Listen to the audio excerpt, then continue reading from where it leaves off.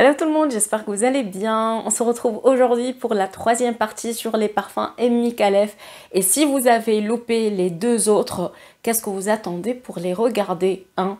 Je vous les mettrai dans la barre d'infos, comme ça vous pouvez les regarder tout de suite après celle-ci. Bon, est-ce que vous êtes prêts? Parce que comme d'habitude, il va y avoir des parfums pour les femmes, pour les hommes, pour les deux, bref. Il y en a pour tous les goûts aujourd'hui.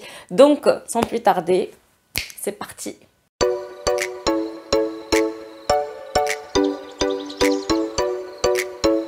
On commence par le Eden Falls, qui est un parfum unisexe, mais plus masculin pour moi, que je porterai, pourquoi pas, dans certaines occasions, quand j'ai envie d'avoir cette énergie masculine en moi. Là, on tient un parfum agrumé, aromatique, épicé, légèrement poudré. L'ouverture est forte, très juteuse, mais s'estompe au bout de quelques secondes. On a un sillage floral épicé avec la coriandre qui est présente, surtout au début. Ça relève un peu cette touche douce des fleurs, vous voyez, très douce, délicate, sensuelle et tout. Là, ça pimpe un peu. Ensuite, le fond devient plus vanillé, plus musqué, presque lactonique, pas cet effet propre, c'est plus laiteux.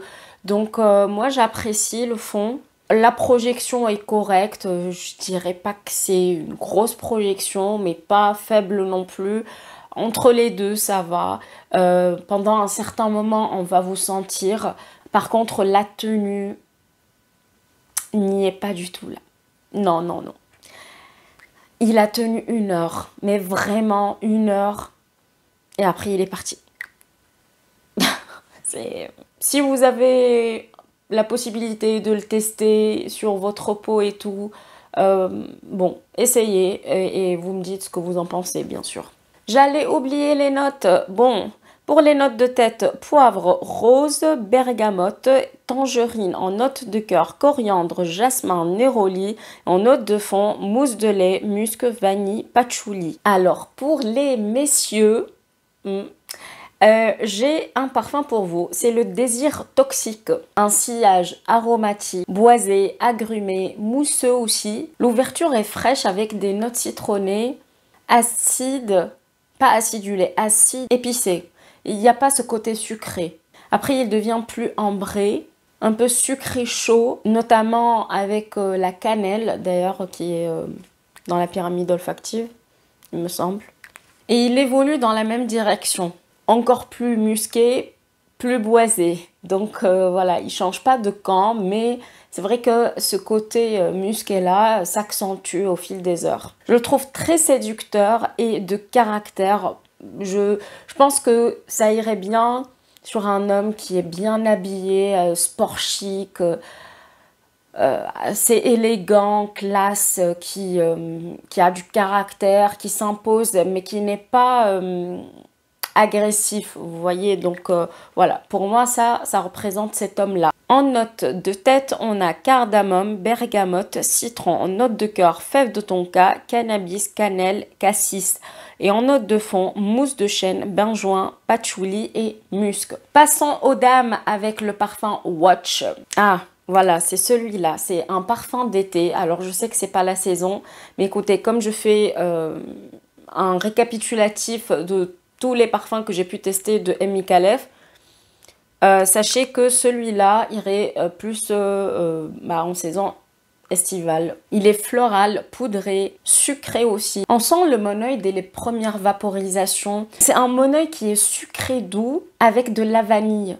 C'est comme la vanille de gâteau, mais c'est pas écœurant, c'est pas collant. Au cours de la journée, on sent plus le jasmin, mais il n'est pas fort. Mais il reste quand même léger. J'adore son évolution parce que il évolue bien en devenant plus vanillé, plus poudré et musqué aussi. Il reste doux sur la peau. Pour les amoureuses des fleurs jaunes, je pense que celui-là, il est fait pour vous. La tenue, ça va. Ça a tenu environ 5 heures sur moi.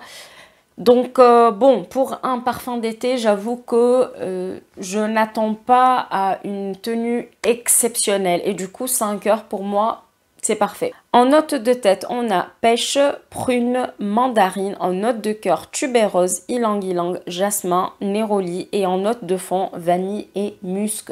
Il me semble que la dernière fois, on a vu pur extrême nectar.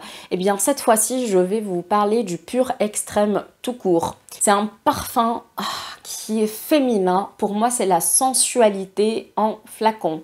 Bon, là, j'ai l'échantillon, mais il est sensuel. Oh là là, il est sensuel, féminin, mais doux, très séducteur, mais séducteur pas extravagant. Il est musqué, lactonique, poudré. En ouverture, je sens la crème qu'on applique sur le visage, qui n'a pas vraiment d'odeur particulière, mais qui a cette odeur justement de la crème, très douce, délicate. Après, on commence à sentir le jasmin, tout en gardant ce côté crémeux. Alors, ne vous attendez pas à une grosse évolution parce que c'est un parfum linéaire. Donc, je n'ai pas remarqué un changement sur la durée. Donc, il est resté tel quel. Ça, c'est pour les personnes qui adorent les sillages sages, qui ne font pas de bruit, entre guillemets, qui sont discrets et quand même qui se remarquent. En note de tête, on a rose, gardénia. En note de cœur, jasmin. Note de fond, musc blanc. Ambre, bois précieux. Pour la tenue, il a quand même tenu environ 5 heures. Donc voilà, ça va. Ça va. Le pur extrême, je le valide.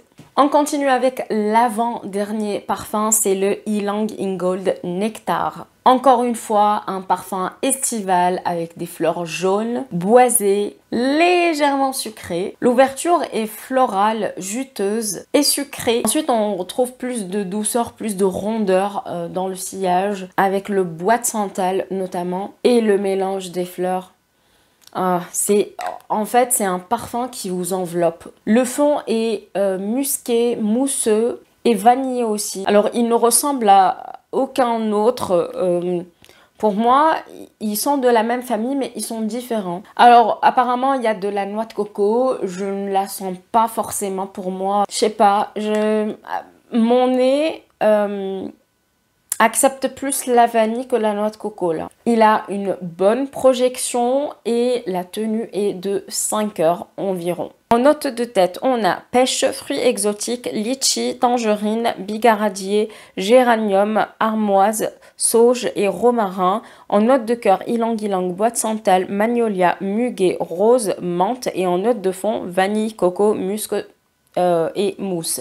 Et on finit cette vidéo avec le Royal Vintage, un parfum pour hommes. C'est un parfum qui est aromatique, boisé, épicé, frais et terreau. Alors, c'est pas l'épicé chaud, c'est plutôt l'épicé frais où c'est un peu plus herbacé et tout.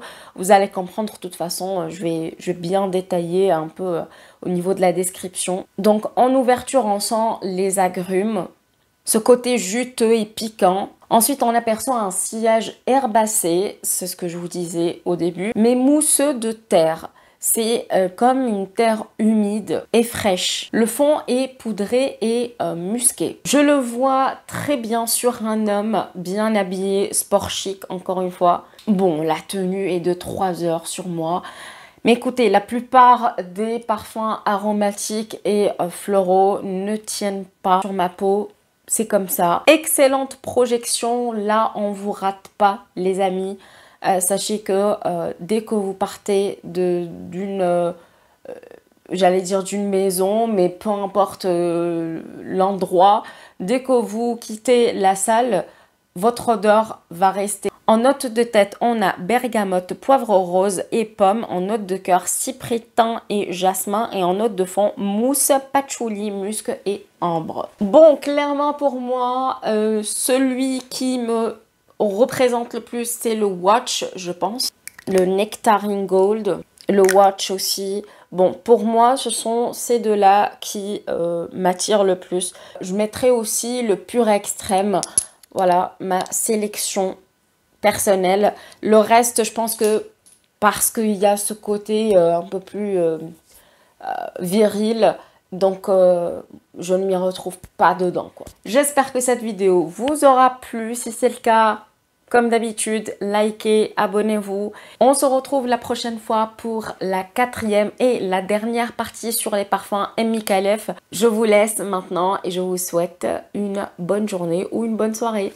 Ciao, ciao! Try to reach you, but you close your mind. So much to say, though.